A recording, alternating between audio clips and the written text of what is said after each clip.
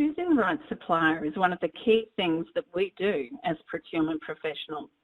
In the past, a category lead might have chosen suppliers based on who they knew or who they had met on the fairway on 19th hole. Those days, I hope, are well and truly gone. For long enough, though, our emphasis, let's face it, has been about price, about how to wring every single dollar out of savings from a supplier as part of the selection process. But the race to the bottom has been full of unintended consequences, not least to a company's reputation. And in a world where the Harvard Business Review reports that consumers may be willing to pay 2% to 10% more for products from companies that provide greater supply chain transparency, perhaps procurement is now becoming more about value and less about cost. Hello, I'm Tanya Siri, founder of Procurious. Welcome to today's webinar, Critical Success Factors for Selecting Your Suppliers. I'm delighted to have three guests on the webinar today. Gordon Teitler, Director of Procurement at Rolls-Royce, Steve Carter, Senior Product Marketing Manager at Ivalua, and Fred Nafels, who's the Managing Director for Accenture Operations in ANZ for Procurement and Supply Chain. Gordon Teitler is a supply chain management and purchasing professional with over 20 years of experience in the aerospace, energy and marine market sectors. He currently heads a global team and has a track record of leading successful transformation programs to deliver a step change in supply chain performance. Gordon's specialties include strategy development, change leadership, supply chain management, direct and indirect purchasing. For almost 30 years prior to joining Ivalua, Steve Carter worked as a senior product owner and business director in organisations selling procurement solutions into the public and private sectors. This involved designing and building solutions to support the source to pay and order to cash journeys for buyers and suppliers. Steve's last role was in the UK government's Crown Commercial Service, working with government digital services to design the next generation of public sector cloud catalogue and marketplace. His role covered specifying market requirements, service design, end-to-end market engagement, and sitting on the UK P2P Central Government Working Group. Steve has been involved in a vast number of procurement solutions and has run procurement events and won tenders. Steve has a wide knowledge of the systems and processes used within procurement and a unique perspective on how companies should be transforming procurement in the digital age. Fred Nafels has recently become the Managing Director at Accenture Intelligent Supply and Operations. Prior to working at Accenture, Fred was the CPO at Cleanaway Waste Management. He has worked in procurement roles in several different countries and he's currently based in Australia. He's known as an enthusiastic, pragmatic, and natural business leader. His focus on planning, adherence to excellence and drive are unrivaled. He's a go-to expert for strategic sourcing, low-cost country sourcing and tailspin management. And as I recall, is also an expert kite surfer. I think he's also surfing a bit. So if we get time today, we might cover that. So we've got a wealth of diverse experience and skills with our guest today to share with you. So let's get started. In procurement, we talk a lot about trying to move away from savings as a primary KPI. But in my experience, and I'm sure yours, cost is usually the first criteria on the list when selecting suppliers. So my first question to our team today is, do you think a shift in focus to value will eventually change this, or are we forever stuck with the cost? Steve, why don't we start with you? I think there's a need for change, and I think there's a time for change. Some organisations have moved forward, and they're looking at how they focus more on value. I think a lot of companies are still focused on that 1-2% savings, and they really need to start looking at that, the net impact or the risk of getting the wrong supplier to their quality or their reputation. And it's all about, ultimately all about that quality and making sure that you're delivering what your business needs and not just purely a 1% saving, because the whole impact of that 1% is, it could be 30% on your reputational damage and your share value. So it's really important to get that balance right. Gordon, I imagine at Rolls-Royce these issues are paramount. I'm sure all our listeners are keen to hear about your approach. Yeah, and really just to build on what Stephen's mentioned, Tanya, a balanced approach, I think, is very critical, and that's the approach we very much take at Rolls-Royce. And really, many organisations, and as Steve said, that change is happening, are on that pathway to change. Cost will always have an importance because we're in business to a large extent, or if we're not in business and we're in government organisations, cost is critical.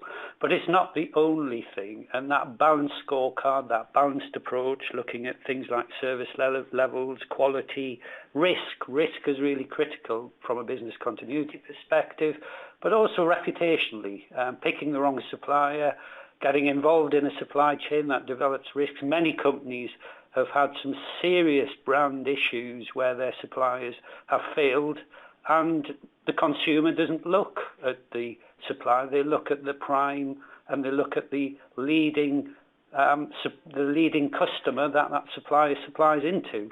So I think that broader business view is critical. Many organisations are changing towards that, and in many cases there are some very mature organisations that really demonstrate some good practice in this. Fred, what have you seen across your career with this issue? Yeah, thanks, Tanya. I agree with Gordon. I mean, cost and fair market value will always be a factor. But with maturing technology, I think we see an increased market transparency and techniques like predictive cost modeling, which really allows organizations to move away from that cost focus to more of a value focus. And we see those organizations increasingly looking for elevated partnership models rather than this adversarial buyer-supplier relationship. And that comes with a growing expectation from these organizations for suppliers to drive disruptive innovation, sustainability, process automation, simplification, new business models, not only to drive bottom line, but we see our organization also looking at suppliers to help drive top line. And let me maybe give you an example here. So taking for this client the energy spend category, this organization spends around 400 million in electricity and related electrical and HVAC maintenance, and they were looking for a partner to help establish an energy and connected facilities capability, not only to drive down double-digit costs, but also help deliver outcomes such as emission reductions, risk and compliance, as well as increasing the employee value proposition in terms of comfort and experiences. But more than that, they were looking at a potential partner to leveraging the organization's IoT suite of products in the connected facility, really to then partner up with that suppliers to co-create a white label offering to generate a new stream of revenue. So you see, I think, it moved away from a traditional buyer-supplier relationship to a true partner model. That's what we're seeing. Of course, this depends category by category, but we see a move away from focus of cost to more outcome-based models. Yeah, so I was at a big management conference last week, and I was making a very point. I think the relationships are moving away from adversarial to a lot more sort of symbiotic. We really need to work together with our business partners, who are often our customers as well, in this sort of network effect of supply chain. But we've got a very cultural group of speakers today in our panel, so why don't we talk a little bit about cultural issues. So on Procurious, we've been running a series of posts looking at cultural intelligence when we're working across culture, distance and time.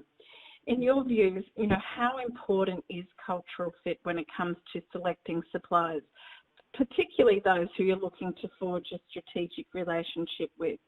Gordon, why don't we start with you? I imagine you have a lot of global suppliers. Yes, we do. We have a very, very broad global supply base, and culture is important. Its importance and impact varies depending on what you're buying, and I think that comment around the strategic relationship, and two words in there are quite key. Strategic, one, important and core to your business. to relationship. Now, if we think about relationships, that very much aligns to culture. Relationships are much easier to forge if you're working with folks and you're working with organisations where you have a similar cultural fit. And that can really lead across a range of items such as the health and safety, ethics, and their management system and how they do business and how they operate.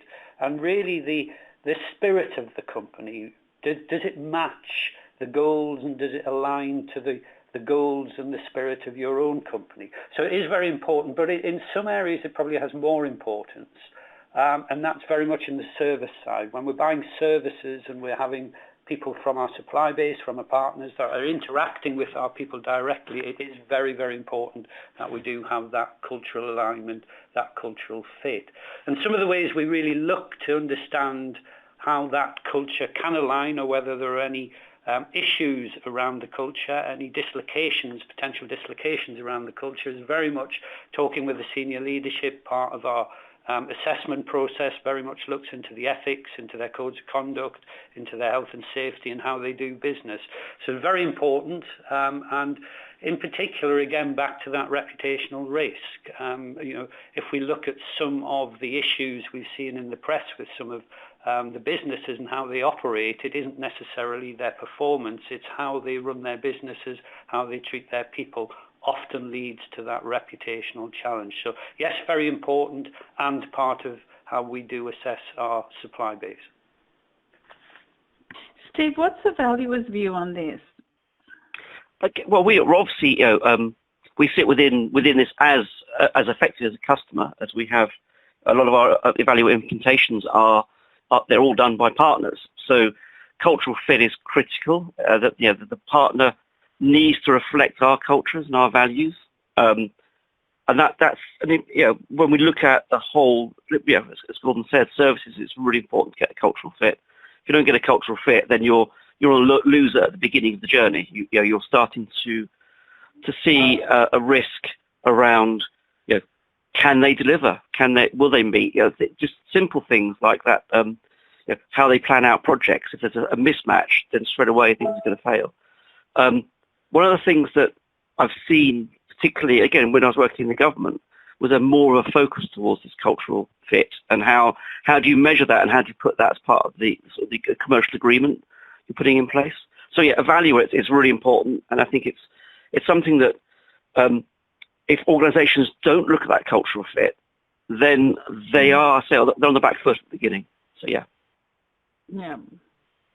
Look, we talk a lot today about disruption, and we could name 20 things that probably happened in the last year that we weren't expecting. Trade comes to mind. I won't mention the B word for those UK listeners, but I guess let's look at how external factors, such as the market environment, political instability, socio-economic trends, how can they impact the way we choose suppliers? Fred, what are your thoughts?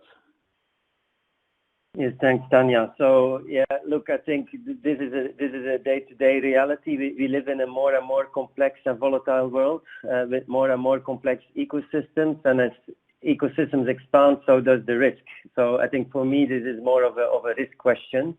So what we consult our clients to do is use really, and that can be enabled by smart technologies, use those smart technologies to understand the inherent risk of the ecosystem and the supply before you go out to markets, right? So smart risk management tools will help you manage those risks in terms of conducting surveys, questionnaires, even from a source to contract perspective before you start selecting your suppliers.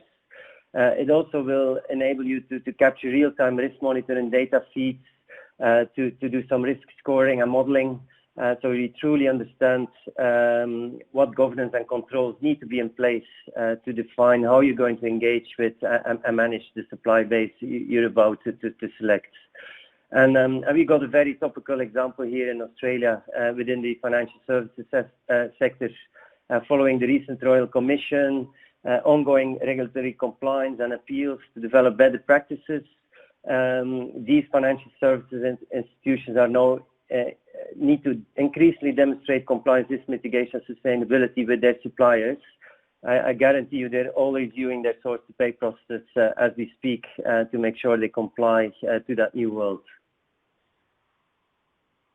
Yes, and for our global listeners, Australia's just had a major Royal Commission into the banking system, which is, being fairly thorough. There's a lot of bankers out there who won't be getting their bonuses this year, so that's what Fred was referring to. And I couldn't agree more, Fred. I mean, one of the observations I sort of make is that the more human we become, that is, the more we consider a lot of sort of social, economic, and environmental factors, the actual more we need technology, because some of these decisions we make have just got so many variables. Even a sort of master data scientist probably can't work it out, so technology does play a key role. Gordon, what's your view on these macroeconomic and external factors? Should that play a role in selecting our suppliers? Absolutely, fundamental role. That understanding of the macro political environment, ranging from corruption indices in a country right through to the potential for conflict. And if we look at the world at the minute, we've got a range of economic challenges as well as political and as well as unfortunately conflict-related challenges. So yes, a fundamental part of how we select suppliers.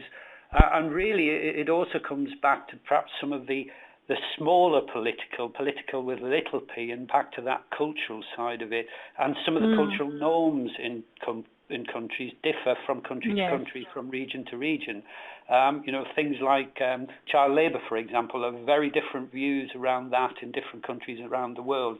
And that has to be taken very seriously and really put against those norms, those ethics, those values, and the culture that you wish to portray as your company, not just within your supply chain. Yes, so an absolutely fundamental part of the sourcing decision, and not just, again, from a business continuity perspective, but also from a reputational perspective as well. Fundamental.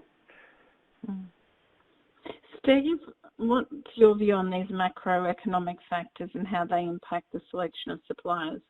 So, yes, these have a real big bearing on what we do today, and there's always a risk that things can happen, and I certainly reflect what Fred and Gordon both said.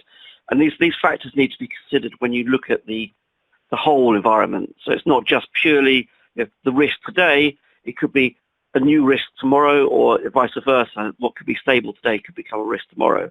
It's all about managing that and understanding what you're going to do if that risk does emerge, if it does impact your supply chain.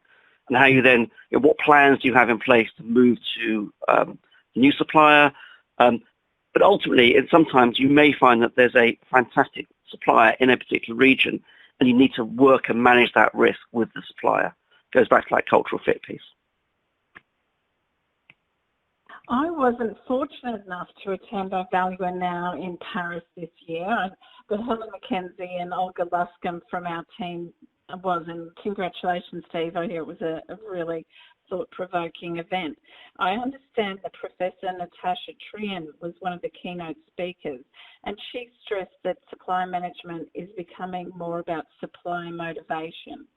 She reported that when we are now seeing the best suppliers are choosing their customers, not the other way around. And I guess this comes to that concept we used to talk about, become the customer of choice. So, I just want to build on that thinking for our next question.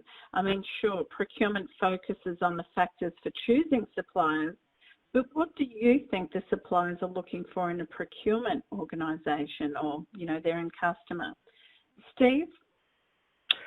I think it really depends what you're selling as a supplier and where you are in that sort of maturity cycle. So, one thing the government looks at particularly is being attractive to suppliers, for suppliers wanting to do business with you, and that sort of comes back to, we talked about cultural fit. But I say, what I mentioned in the beginning, it's all about where that supplier is. For example, if that supplier is a leading brand, they're one of the only organisations that do certain functionality or supply certain products, then they will be very fussy about which customers they pick, because their brand reputation also hangs on that customer. So if their customer does something that is against that brand, that has a reputational impact on the supplier. And there's other factors, obviously, like payment terms. Are they a bad payer? But ultimately, it is a relationship, and we sort of go back to that word. And the supplier is equally important in that relationship, and the supplier does not have to sell to a customer. And if the organisation themselves, the customer, is not attractive to the supplier, then the supplier isn't going to want to do business with them. And I think that's, it is a two-way street. And yes, the larger organisations, larger buyers, have more control. But even then, a smaller supplier, as I mentioned earlier, may well be leading a new brand, something that's coming out that customer wants to attract to their portfolio. And that innovation may well drive savings to their own business. So it's an important factor. And I think that increasingly, you shouldn't ignore being attractive to the supplier and being a good customer. Fred, what are your thoughts? So this is one of my favorite topics. I think we would want to see a master-servant relationship. It's only driving the wrong behaviors, and it's not driving the right outcomes. I think what we do look for is that partnership model the panel has been talking about again and again. I think strong leadership and relationships, strong governance, joint strategy alignment, a strong brand and reputation, very collaborative, transparent environment, focused on the long-term play, growing together, feeling part of the organization's DNA and value chain, which really allows you to change the dial in a lot of things. Where you would traditionally spend BD on an RFP, then you can co-invest that BD now in some innovation. Talking about innovation, it's adapting to that growth mindset to drive competitive advantage for that client. So having the room to play and the ability to drive those outcomes.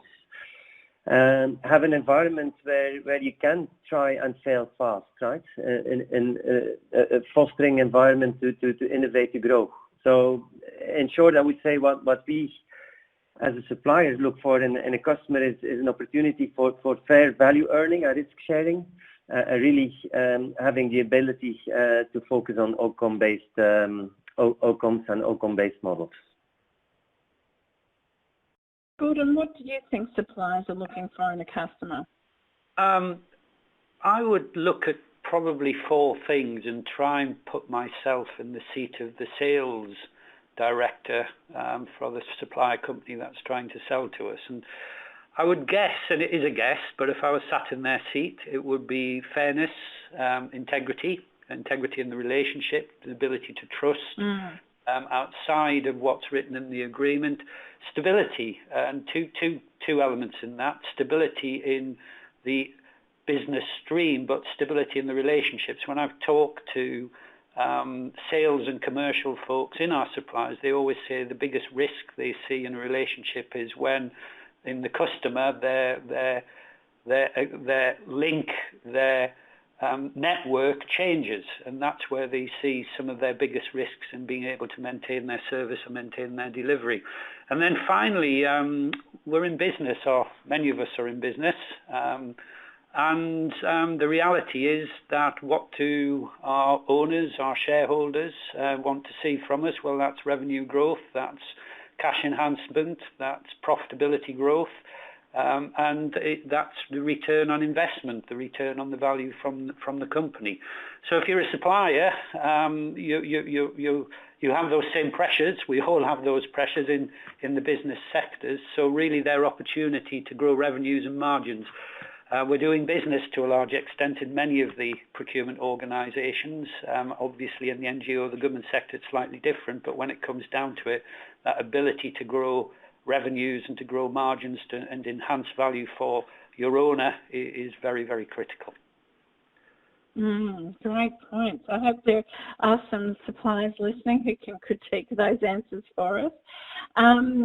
In September, later this month, we've got a big idea summit in Chicago, and Dawn Tura, who runs the Sourcing Industry Group, or SIG, probably one of the biggest networks in North America, is going to challenge us to adopt a take charge approach to risk.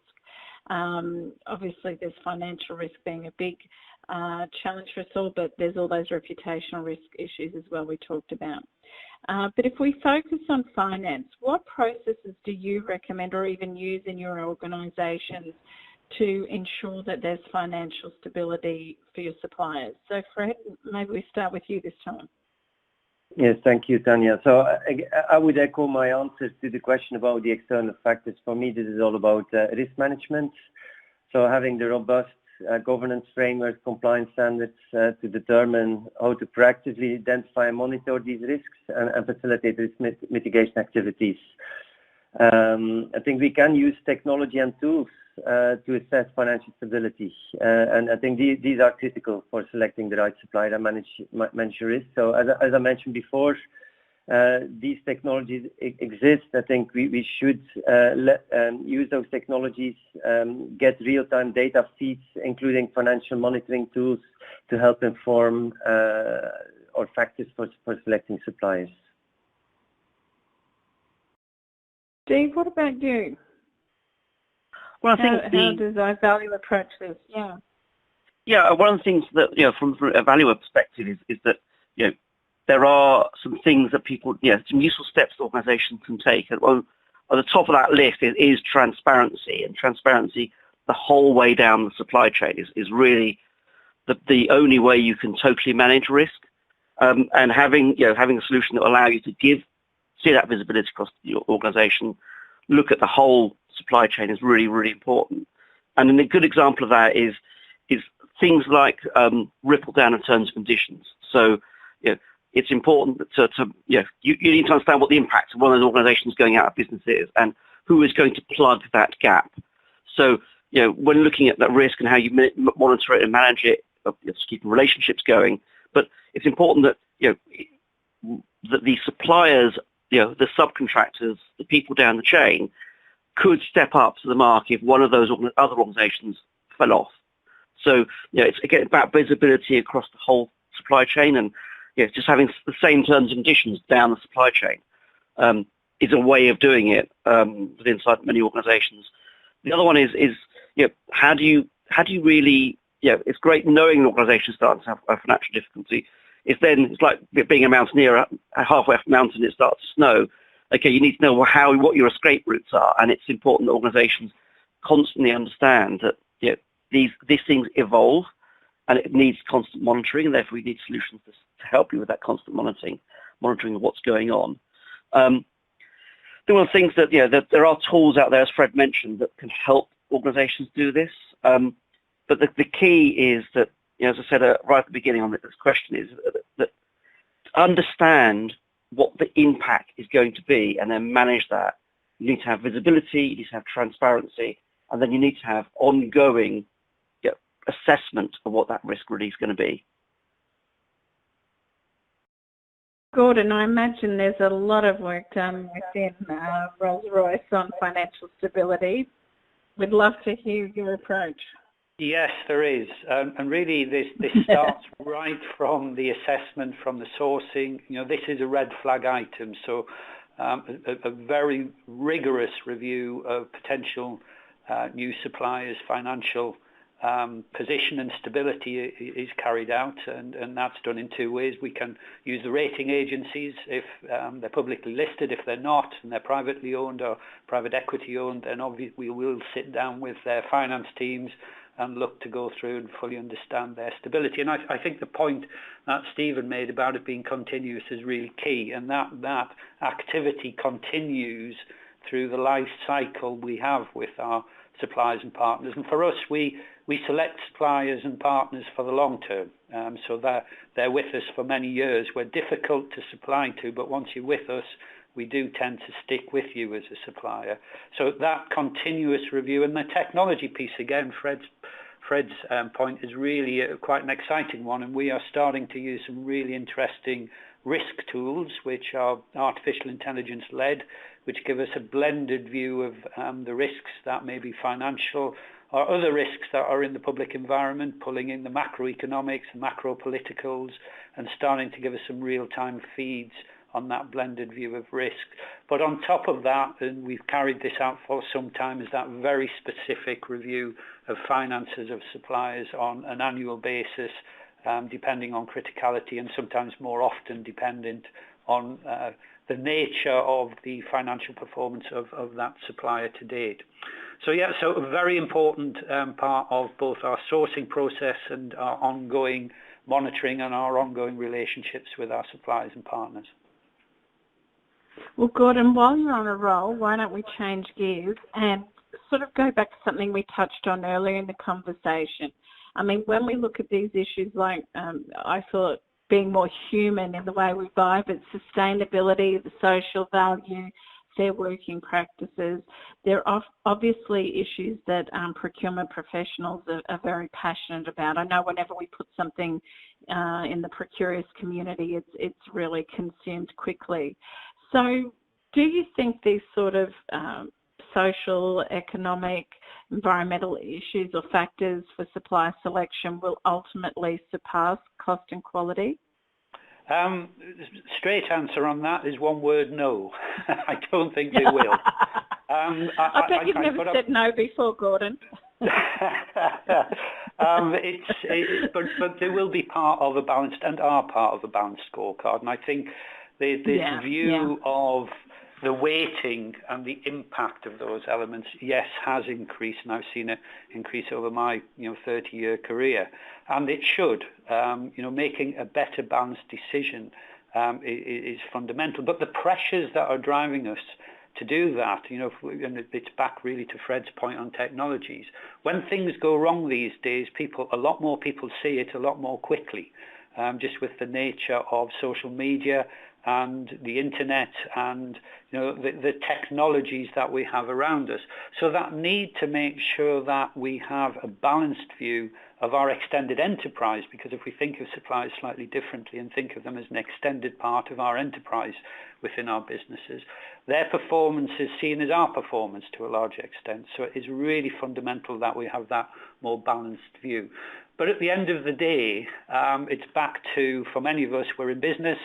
We're judged on our turnover growth, we're judged on our profit, we're judged on our cash performance, but we're also judged on our reputation, our ethics, and how we operate our businesses more and more. The environment is increasingly important and really a fundamental part of reputation, and rightly so. So really to think that cost will not be a fundamental part, I don't agree with that. I can't see that happening. But what I do see happening, and quite rightly, is that stronger balance to some of those broader elements that should be in our balanced scorecards. Fred, what are you seeing across your client base and organisations you've worked in? It's very different from industry to industry, right? And by the way, I think I would add data security here in that same bucket as well. But for instance, for governments, I think when it comes to services to be delivered, I think they will select Australian-based services above offshore delivered services. So as such, the factors around social value and fair working will take top of cost and quality. For some organizations, reputational risk and damage will be key and will be chosen above cost. I think we all seen articles in newspapers where organizations, headlines were reading like organizations left red face after third party it had fired for fraud was rehired by another part of the company. I mean, that has severe consequences and impacts on share price and reputation. And the list goes on, right? But I think Gordon is spot on. I mean, today with the data analytics AI, I mean, that is enabling insights into supply performance, and that's unprecedented. AI is actually providing early warnings to performance issues, as we discussed, to prevent flow-ons onto your operations, to avoid lengthy disputes, commercial negotiations that erode all of these relationships and business value. So technology is playing, again, a very key role here, where we used to have manual processes. I think technology is now replacing those manual processes, and it really allows procurement to step up and to be more strategic and manage those relationships much more meaningful and proactive than ever before. And monitoring each of those factors around sustainability, social value, and fair working, data security, as we discussed before, is an ongoing, continuing activity, which increasingly more so becomes important in our complex world. Steve, what do you see? I mean, which factors could these factors surpass cost and quality? I think I have to echo Gordon's statement. I think that it's going to be a balance, and this balance is important. When we're looking at cost, if you're purely taking a cost measure, then I have seen traditionally so much emphasis placed on cost and very little on social value or ethics or other ratings, if you like. And it's important that the cost is very important, but actually, if you do see, if you purely measure on cost, then you're exposing yourself to these risks of modern slavery, for example. You have to ask yourself the question: why is that cost so low? Why are they able to deliver 20% cheaper pricing than their competitors? What are they doing to achieve that? And that's an alarm bell straight away. It could be a financial risk because they're buying your business and that's exposing you to commercial risk, or it could be that they have a supply chain that doesn't meet your cultural fit in terms of ethics. So it's getting that balance right, and it's really it's a constantly evolving measure, and I think it's something that is very, very important.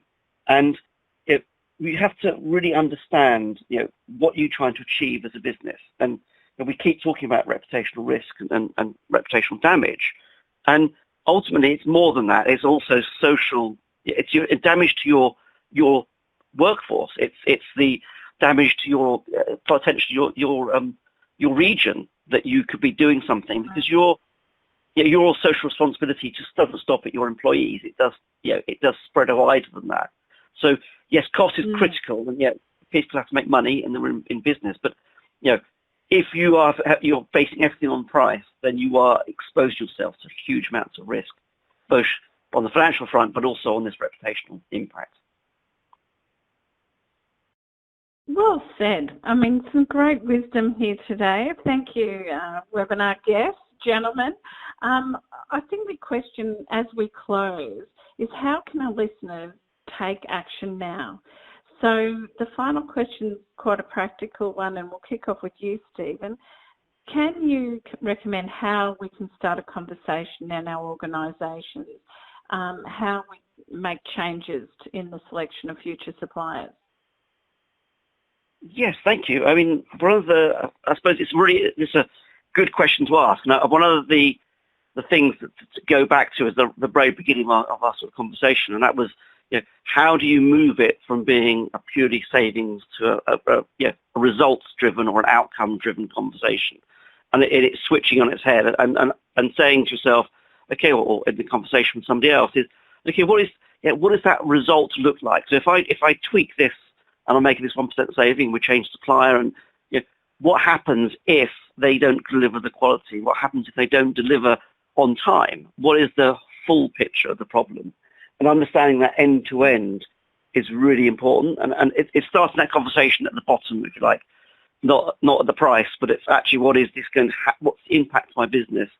And then once you understand that, then you can start to look at other things like how do you score them? How do you get a balanced scorecard for that particular component or category of spend?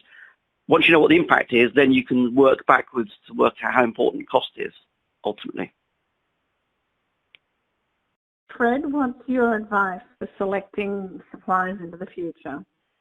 Yeah, I agree with Steve here. I mean, focus on outcomes, talk about shareholder value creation, sustainability, strategic alignment, demonstrate to your organization. This will make it easier for the business users to do the right thing. It is easier for consumers to do the right thing. Demonstrate you understand the end-to-end value chain, and it's helping to drive the right business outcomes. That's how I would recommend the audience conduct the conversation. And Gordon, I'm going to give you the final word on critical success factors for selecting our suppliers into the future. What's your view?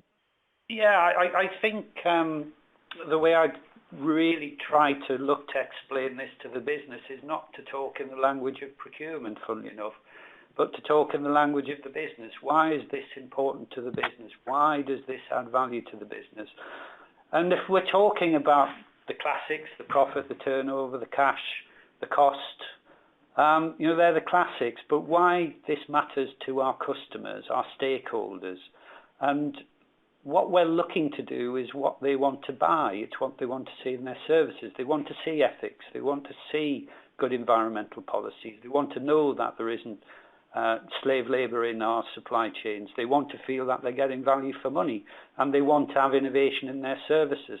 Now, if we think about that and translate that back to a lot of what we've discussed today, that really resonates with what we're trying to do in procurement. So that alignment of what we're trying to do in procurement to what the business can do to really grow its position, or the organisation can do to really grow its position and its reputation in the marketplace with its customers, is good for the business. So if it's good for the business, why wouldn't you do it? Well, thank you, Gordon, and that's the end of our webinar for today. Many thanks to you all. It's been a bit of a star-studded panel here with Gordon Teitler, Steve Carter and Fred Nafel. Thank you for your contributions today. To our listeners, I'm sure our guests have left you feeling inspired and motivated to take changes with the way you select your suppliers. And, this will ultimately add a lot of value to your organisation. So I think there was some great advice there. If you'd like to listen to this webinar again or share it with your peers, we'll be making the on-demand version available on Procurious from tomorrow. So thank you for taking your time to listen in.